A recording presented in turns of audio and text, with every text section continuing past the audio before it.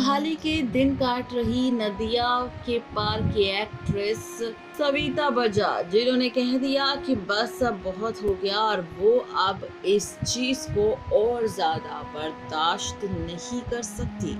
जी हाँ, आपको बता दें कि कोरोना लॉकडाउन की वजह से बॉलीवुड और टीवी के कई स्टार्स को बेहद ही तंगहाली का वक्त गुजारना पड़ा। बीते दिनों एक्टर शगुफ्ता आली ने अपनी जिंदगी से जुड़ी दर्द भरी सच्चाई सभी को बताई थी। फिल्म नदिया के पार में काम कर चुकी एक्ट्रेस सविता बजाज भी इन दिनों तंगहाली की जिंदगी जी रही है। सविता बजाज की हालत इतनी ज्यादा खराब है कि एम्बुलेंस के स्ट्रेचर पर लेटे हुए कहा था कि बस अब बहुत हो गया, मुझे अब जीने की इच्छा नहीं है, मुझे मार दो, ऐसी जिंदगी मुझे नहीं जीनी। दरअसल सविता बजाज को जब हॉस्पिटल ले जाया जा रहा था तो उन्होंने चिल्ला चिल्ला कर इस बात की गुहार लगाई थी। सविता बजाज को सांस की बीमारी है लेकिन उनके पास इलाज के लिए पैसे नहीं है। सविता बजाज ने इस इंटरव्यू में कहा था कि मेरी हालत बिल्कुल भी ठीक नहीं है, मेरे यहाँ कोई नहीं है, मैंने पैसे तो बहुत कमाए थे लेकिन सब इलाज में खर्च हो गए।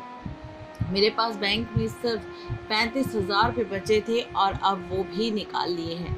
सविता बजाज ने बताया कि जब नूपुर अलंकार मुझसे मिलने आई थी तो उन्होंने कहा था कि आप ये सारी बातें सबको बताओ। इस पर मैं नाराज हो गई। उम्र की इस दहलीज पर मैं नहीं चाहती थी कि किसी के आगे मैं हाथ फैलाऊं।